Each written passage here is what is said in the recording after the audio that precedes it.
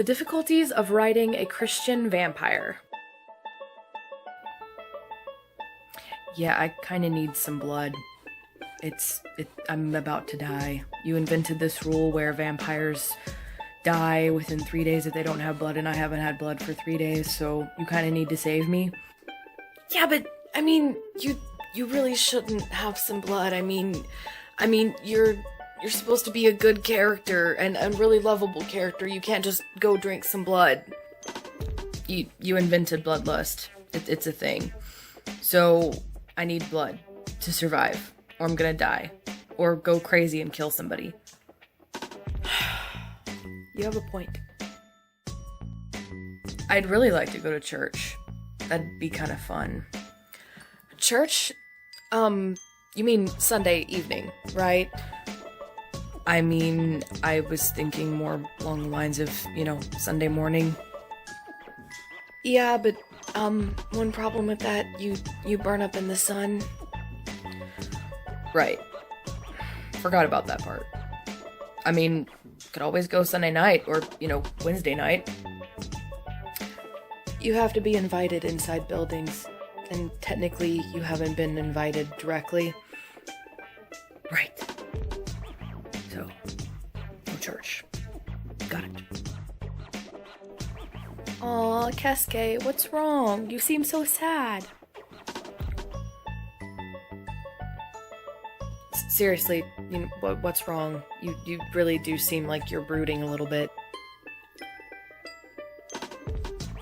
Deep past, remember? I'm always brooding. Racked with guilt, agony, angst, all that stuff. Right. Hey, so I hope you guys enjoyed that little fun skit thingy. I know I have kind of a lot of fun, filming little videos like that. I don't get a lot of ideas for them, but I figured I would do it this time. So one of the main aspects that sets Bloodless Secrets apart from my other books is that and from other vampire books itself, is the fact that my vampires, a lot of my characters are Christians. Not all of them, obviously. Specifically the main character, Keske. And, I'm not personally aware of a lot of other books that do that. I'm sure they're out there somewhere. But for me, there was a challenge to really pull from original content because I had no inspiration like other books that I knew of to pull from. And I had no idea how in the world I was going to do a Christian vampire. So the skit was kind of funny, but there was a bit of a challenge trying to make a Christian vampire. And I didn't want to neglect one side or the other, so I wanted to be true to vampires. You guys know me as a writer. I always try to be realistic with everything, even if it's magic or fantasy, like it has to make sense to me. So when I built the vampires, I didn't want to pull any punches, so to speak, and so I wanted to make sure that I was true to vampire lore, and that I also did the vampire lore the way that I wanted. So a few other series have done vampires, but it doesn't have to be human blood necessarily, like they can drink animal blood and it sustains them just fine. Well, I wanted to make my vampires where they had to drink only human blood, and that was the only thing that would sustain them. And with humans, like, we have to have food. Like, there are different types of food that sustain us, but if you don't have food, you're gonna die. So to me, it's the same thing with vampires. Like, if they don't get blood, they're gonna die. And so that's kind of where that aspect came from. And then you take the aspect of where if we don't have food within a certain amount of time, our body starts to shut down. So I figured the vampires would have that similar thing too. I did where vampires, if they don't get a certain amount of blood within 3 days, they'll die as well. And that created a very narrow window for my character Keske. So a lot of times I was wanting to move on with the plot line, and he would have to stop to have blood, which is a problem because not only is he a Christian, but he's also a good character and a genuine good guy. He cares about life, he cares about other people, and the last thing he wants to do is be drinking human blood. And so it was a little bit of a challenge to figure out a solution, but then I was like, okay, well, he can just drink, steal some donated blood from hospitals and stuff, but, the Vampire Diaries, a TV show that I watched that kind of pulled inspiration from, they did that in their series for some of their good characters, and granted, they also had where human blood or animal blood could sustain them, so that is where I went different, but I didn't want to copy from them where just the good characters are just drinking blood bags all the time, and so I had to kind of figure that out. with that.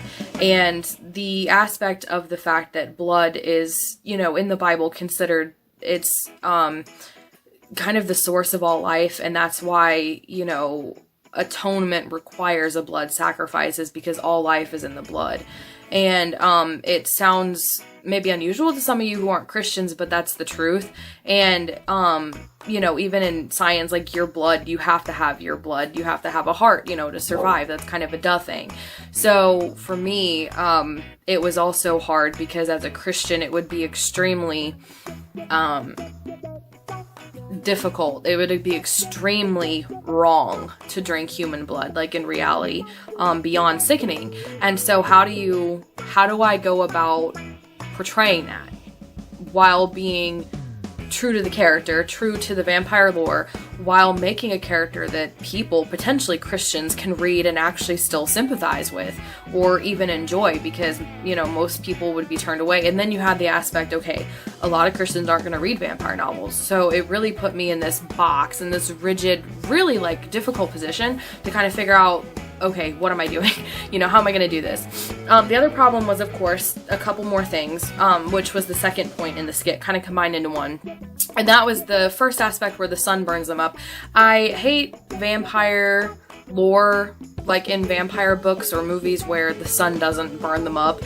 In the original vampire lore, the sun burns you up, and I feel like anything less than that is a little bit wimpy on the part of the author. Maybe not wimpy, that's kind of seems harsh, but to me, it's like, no, let's make things difficult on the characters. They can't go out in sunlight, and you have to find a way around that. So not only was that a challenge in the sense that, okay, if I want my character to be doing something during the day, I have to find a way around that, because obviously he can't do that during the day. And that created a lot of interesting scenarios with him almost getting burnt up to a crisp.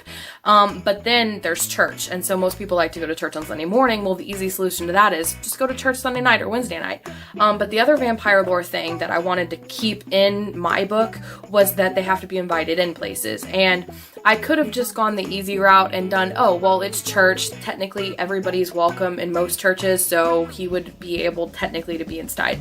But to me, it's like you have to be directly invited inside. It's not just everybody's welcome in my home, because even though, for instance, the neighbor down the street may have a home where they feel like everybody is welcome, they have to personally be invited. That's still a little bit different than saying, hey, come on in. And so for me, the magic itself would work where you have to be, hey, you can come on in, something along those lines that invites you into their house. And thus, Cascais cannot step foot inside of a church building, which creates a little bit of problems there, being a Christian and everything. The other one was, of course, the guilt and dealing with just the guilt of hurting people, because there's a bloodlust to it, so they crave human blood, and it's kind of like an addiction, and it's one that they can't curb. So if they're near humans, the blood smells good, and they kind of vamp out. They just lose their mind, and they lose themselves to the vampire side, to their vampiristic instincts, as I call it. And that creates a situation where you hurt people, maybe even kill them, and there's a lot of guilt that weighs on that, because that's basically you're turning into a murderer, but the worst kind of murderer, because you're drinking human blood, draining them.